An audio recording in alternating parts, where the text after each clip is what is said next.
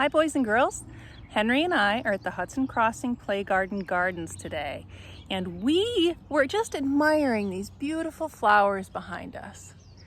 Looking around, it seems pretty quiet today, but it's actually pretty busy. And what we were discovering is that someone else has been admiring these flowers too. And that's who we're going to talk about today. You guessed it.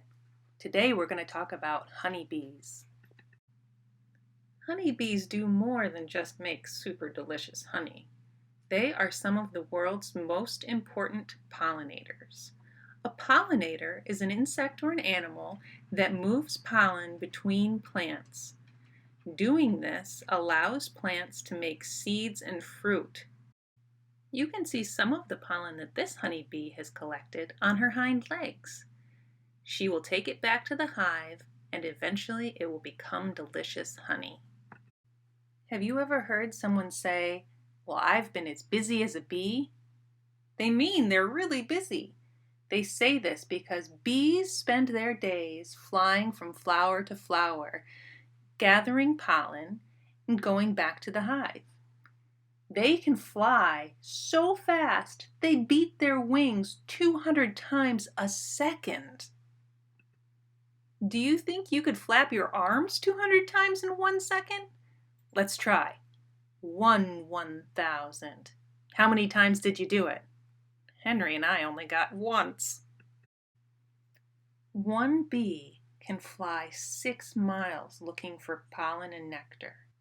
And they can fly 15 miles an hour. That's really fast for a little bee.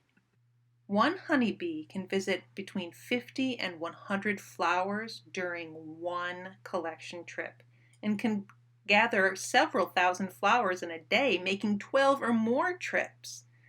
They love to be around fields that farmers have planted, flowers, and of course, gardens.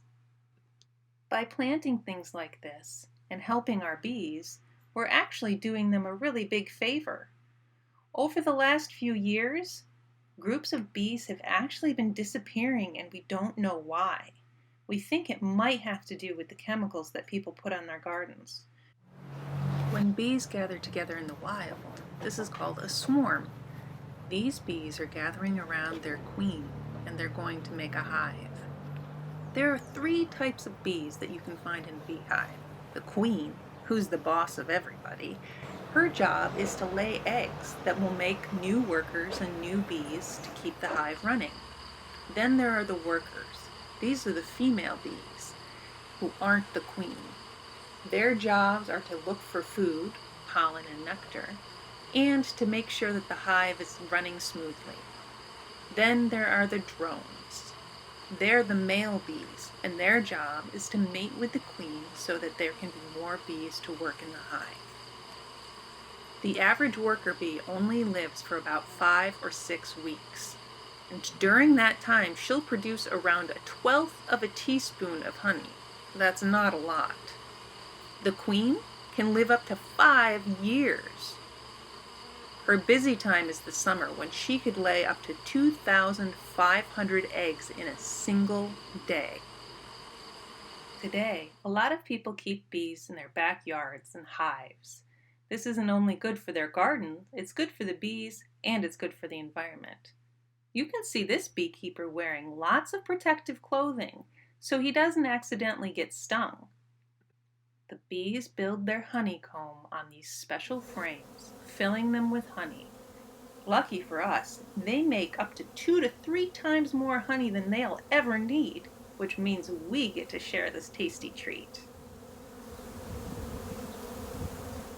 So the next time you're out in a garden, and it doesn't matter if it's a vegetable garden or a flower garden like here at Hudson Crossing, I want you to look for our friends, the honeybees.